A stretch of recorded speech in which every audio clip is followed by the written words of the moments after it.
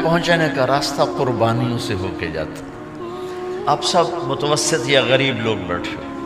میرے نبی جیسا غریب پوری کائنات میں کوئی نہیں. میں جبوتی صومالیہ گیا ہوں، وہاں کے غربت کو دیکھ کر مجھے لگا جیسے لفظ غربت بھی ان کی غربت پہ روتا ہے.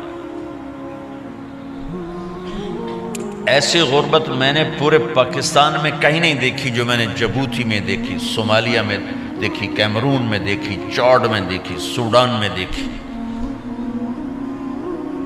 24 گھنٹے میں ایک دفعہ بھی کھانا نصیب نہیں. ہمارا غریب سے غریب آدمی 24 گھنٹے میں چولہا جلا بیٹھتا ہے. لیکن میرے نبی پر جو غربت آئی، کوئی ہے پوری دنیا میں تو اللہ نے مجھے پھرائی ہے جس کے گھر میں 2 مہینے چولہا نہ جلتا ہو.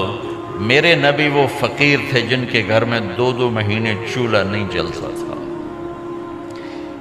ایک رات آپ سوئے ہوئے، کبھی یوں کروڑ بدلے اور کبھی یوں کروڑ بدلے، بار بار حضرت عائشہ کے ساتھ. تو تھوڑی دیر کے بعد آپ تھوڑا سا آگے ہوئے اور چارپائی کی جو لکڑی ہوتی جس پر بان بنا ہوتا ہے اس پہ پیٹ کو یوں فکس کر کے اور نیچے لٹک گئے، دھڑ آدھا نیچے لٹک.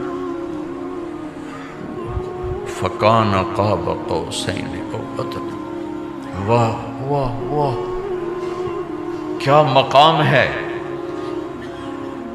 قاب قوسین، اور کیا حالات سے گزر رہے ہیں کہ یوں آدھا دھڑ نیچے لٹک گیا. ام عائشہ اٹھ کے بیٹھ گئیں، یا رسول اللہ خیریت کیوں؟ آپ اٹھ کے بیٹھے کہ عائشہ بھوک بہت لگی، بھوک بہت لگی. اس لیے پریشر دیا تاکہ وہ جو بھوک کی طلب ہے نا میدے میں اس کو پریس کیا. اس لیے پتھر باندھتے تھے کہ وہ پیچھے چلا جائے.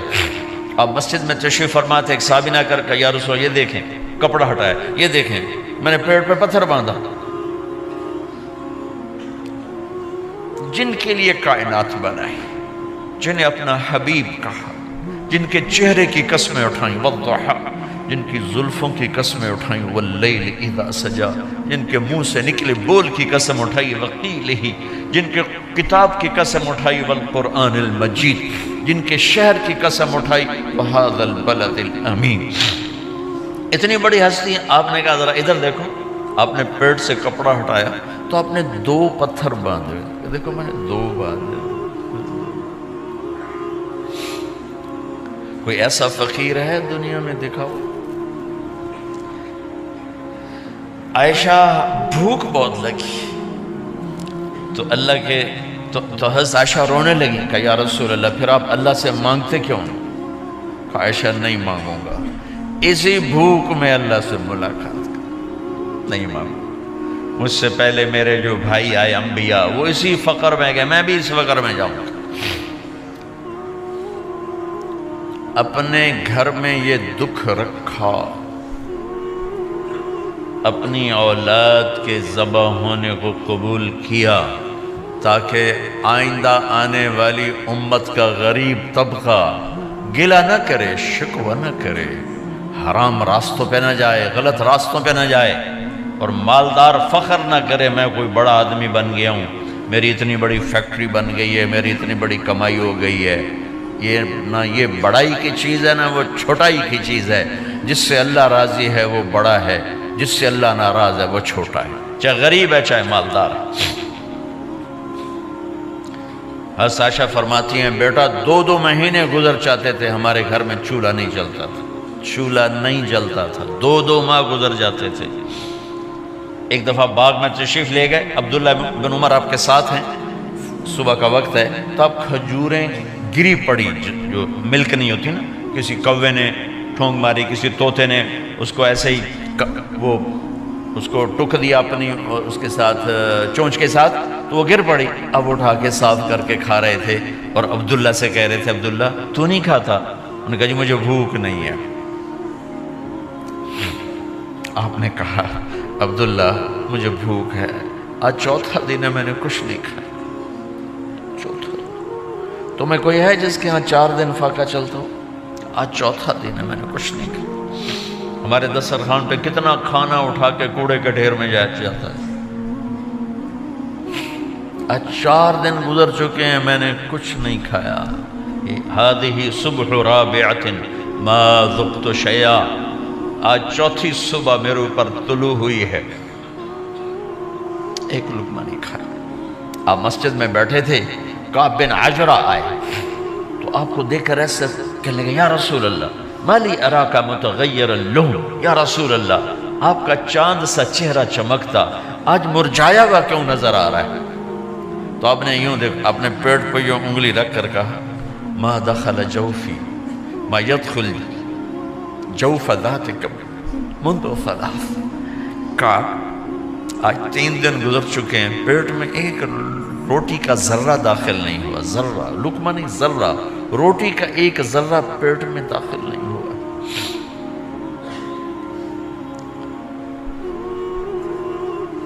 اور اتنی بڑی رسالت، اتنی بڑی نبوت،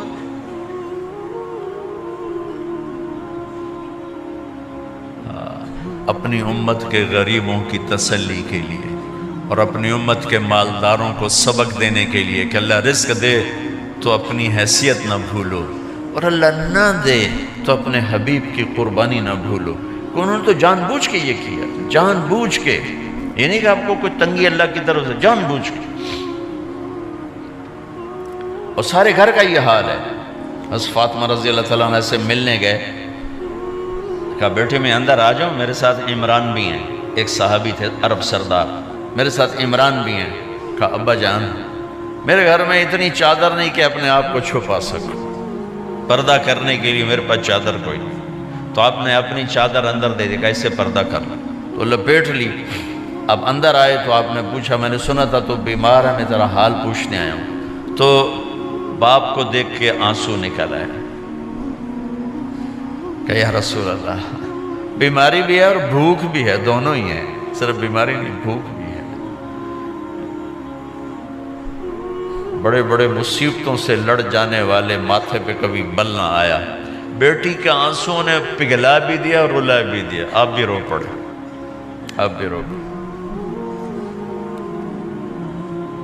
پھر کہا میری بیٹی نہ رو، والذی بعث اباک بالحق ما ذقت من 3 ایام طواقا، آج تیسرا دن ہے میں نے ایک لقمہ نہیں کھایا، میں تیرے ساتھ۔ اور میری بیٹی میں تمہیں بتاؤں، میرے رب نے مجھے کہا تھا میرے حبیب اگر آپ چاہیں تو احد پہاڑ سونا بنا دو، 10 میل لمبا چوڑا ہے احد پہاڑ، 10 میل، میں احد پہاڑ سونا بنا دوں آپ کی خدمت میں پیش کروں؟ تو میں نے کہا نہیں یا اللہ مجھے نہیں چاہیے، میں ایک دن بھوکا رہوں گا، ایک دن کھانا کھاؤں گا۔ پھر فرمایا بیٹی کیا تجھے یہ عزت کافی نہیں ہے کہ اللہ نے تجھے جنت کی عورتوں کا سردار بنا دیا؟ یہ سرداری سونے چاندی میں تل کے نہیں ملی ہی، ہوئے ہوئے ہوئے قربان جاؤ۔ بھائیو اب سب ماشاءاللہ نوجوان نظر آ رہے ہو، تھوڑا وقت نکال کے اگر آپ پڑھے ہوئے ہو اپنے نبی کی زندگی پڑھا کرو، اپنے نبی کی زندگی پڑھا کرو، بڑا ایمان بھی بنے گا، حوصلہ بھی ملے۔ آپ حسن حسین کو کہتے تھے میری آنکھوں کی ٹھنڈک، میرے جگر کے ٹکڑے، میرے سینے کی ٹھنڈک، میرے لاڈلے، جنت کے چاند، جنت کے سردار، میرے 2 پھول، یہ سارے الفاظ حسن حسین کے لیے ہیں۔ اور ان کے بھوک کی وجہ سے رونے کی آواز سنتے تھے اور تڑپتے تھے، لیکن روٹی نہیں مانگی ان کے لیے، روٹی نہیں مانگی، کہ اپنی امت کے غریبوں کو تسلی دینی تھی کہ اگر میں فقیر بن کے جا رہا ہوں تو تمہارے اوپر بھی امتحان ہے، چند دن برداشت کرو۔ آپ نے فرمایا سب سے پہلے میں جنت میں داخل ہوں گا، سارے نبیوں پر جنت حرام ہے جب تک میں نہ چلا جاؤں، اور ساری امتوں پر جنت حرام ہے جب تک میری امت نہ چلی جائے، سب سے پہلے میں جنت میں داخل ہوں گا۔ وما یا فقراء المؤمنین، اور میرے ساتھ میری امت کے غریب لوگوں کی، میرے ساتھ میری امت کے غریب لوگ میرے ساتھ پہلے داخل ہوں گے۔ حضرت فاطمہ کے گھر میں فاقہ حد سے بڑھ گیا تو حضرت علی نے فرمایا کہ جاؤ اللہ کے نبی سے کچھ تو مانگ کے آؤ، کچھ تو پیٹ میں جائے۔ زندگی میں کبھی ایسا موقع نہیں آیا یہ ایک دفعہ اتنا فاقہ آیا کہ حضرت علی جیسی ہستی نے بھی کہا جاؤ، تو آپ تشریف لائیں اور دروازے پہ دستک دی تو اتنا پیار تھا۔ جب حضرت فاطمہ گھر میں داخل ہوتی، اللہ نے ہمیں اولاد کے ساتھ کیا سلوک کرنا ہے اللہ نے ہمیں اپنے نبی سے یہ بھی سکھایا۔ حضرت فاطمہ جب بھی گھر میں آتی، اور ساتھ ہی تو گھر تھا، دیوار سے دیوار ملی تھی، روز کا آنا جانا تھا، تو میرے نبی بیٹھے نہیں رہتے تھے، آؤ فاطمہ کیا حال ہے، کھڑے ہو جاتے اور تیزی سے آگے بڑھتے، دروازے پر ہی حضرت فاطمہ کا ہاتھ پکڑ لیتے، ہاتھ کا بوسہ لیتے، بوسہ لے کر ہاتھ پکڑے پکڑے بیٹی کو چارپائی پہ پہلے بٹھاتے، اس کے بعد خود بیٹھتے تھے۔ اکرموا اولادکم، میرے نبی نے کہا اولاد کو عزت دو، پھر وہ تمہیں عزت دیں گے۔ ہمارے ماحول میں اکثر ماں باپ نے اولاد پہ ڈنڈا ہی اٹھایا ہوتا ہے، پھر ان میں بغاوت پیدا ہو جاتی، پھر کہتے ہیں اولاد نافرمان۔ آپ نے دستک دی تو کہنے لگے یہ تو فاطمہ کی دستک ہے، خیر تو ہے، پہلے تو کبھی اس وقت میں آئی نہیں۔ تو آپ نے ام ایمن سے کہا دروازہ کھولو۔ ام ایمن نے دروازہ کھولا تو آپ نے استقبال کیا، بٹھایا، پوچھا بیٹی کیا ہوا، اس وقت میں کیسے آئیں؟ کہا یا رسول اللہ بہت فقر ہے، بہت بھوک ہے، آپ کے پاس سنا کچھ مال آیا ہے، کچھ ہمیں بھی دے دیا جائے۔ اتنی صابر بیٹی زندگی میں ایک دفعہ بھوک کی شکایت لے کر آئیں، اور آگے باپ نے پھر پیپر لے لیا، پھر امتحان میں ڈال دیا۔ آپ نے کہا بیٹی میرے پاس 5 بکریاں کھڑی ہیں، دے دوں یا 5 دعائیں سکھا دوں؟ یہ بھی کوئی کتنا سخت موقع تھا، کتنا سخت موقع ہے کہ صبر کا پہاڑ بیٹی اتنی مجبور ہو کر آتی ہیں کہ یا رسول اللہ برا حال۔ تو میرے نبی کہتے بیٹی یہ بکریاں بھی لے جا، دعائیں بھی لے جا، دونوں جمع کر دیتے، یا دعائیں بعد میں سکھا دیتے، بکریاں دیتے، ایک تو دے دیتے، پر امت کے غریبوں کو تسلی دینی تھی، چونکہ امت میں اکثر طبقہ غریب ہوگا۔ تو آپ نے کہا بیٹی 5 بکریاں دوں یا 5 دعائیں دوں؟ تو وہ سمجھ گئیں اپنے باپ کے مزاج کو کہ ابا جان امتحان لے رہے ہیں۔ تو کہا ابا جان بکریاں چھوڑ دیں، مجھے دعائیں سکھا دیں، مجھے بکریاں نہیں چاہیے۔ بھوکے کی رات بھی گزر جاتی ہے اور بھوکے کا دن بھی ڈوب جاتا ہے۔ تو آپ کا چہرہ ایسے کھل گیا کہ میری بیٹی پاس ہو گئی۔ کہا بیٹی آپ تم دعا میں یہ کہا کرو یا اول الاولین یا آخر الاخرین یا ذا القوة المتین یا راحم المساکین یا ارحم الراحمین، یہ تیرے لیے 5 بکریوں سے اعلیٰ چیز۔ اب گھر واپس گئیں خالی ہاتھ۔ حضرت علی نے فرمایا تو کچھ بھی نہیں لائی؟ کہا نہیں لائی ہوں، بہت کچھ لائی ہوں۔ کہا کیا؟ کہا میں دنیا لینے گئی تھی، آخرت لے کے آ گئی۔ ذہبت للدنیا وجئت بالآخرہ۔ تو حضرت علی نے فرمایا تیرا آج کا دن سب سے اعلیٰ دن، خیر ایام کی حال۔ داماد کا امتحان لے لیا، حضرت علی کو بلا لیا، علی 5000 بکریاں دوں کہ 5 دعائیں دوں؟ اس وہاں تو 5 بکریاں، اب 5000 کر دیں۔ علی 5000 بکریاں لیتے ہو یا 5 دعائیں لیتے؟ تو بھی سمجھ گئے کہ آج میرا محبوب مجھ سے امتحان لے رہا ہے کہ علی کتنا کو مضبوط ہے اپنے ایمان میں۔ اور فاقے میں نے بتا دی کیا گزر رہے ہیں۔ آدمی اپنی بھوک سہ لیتا ہے، اولاد کا رونا برداشت نہیں ہوتا ہے۔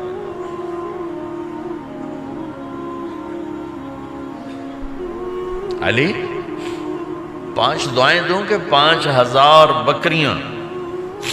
حضرت علی نے عرض کی یا رسول اللہ دعائیں سکھا دیں، بکریاں نہیں چاہیے۔ میرا نبی کا چہرہ کھل گیا کہ میرا داماد بھی پاس ہو گیا۔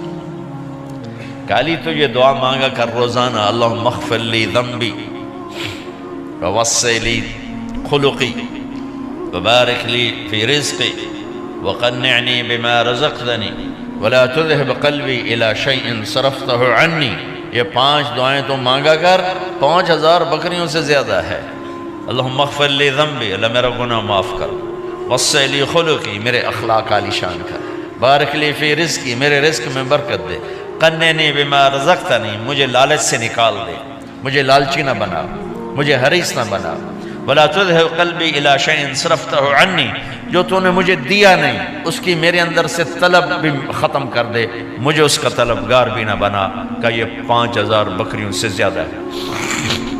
میں نے تھوڑا سا اپنے نبی کے گھر کا نقشہ آپ کو بتایا کہ یہ چند دن صبر کی دنیا ہے، اللہ راضی ہو گیا تو موت سب سے خوبصورت پیغام۔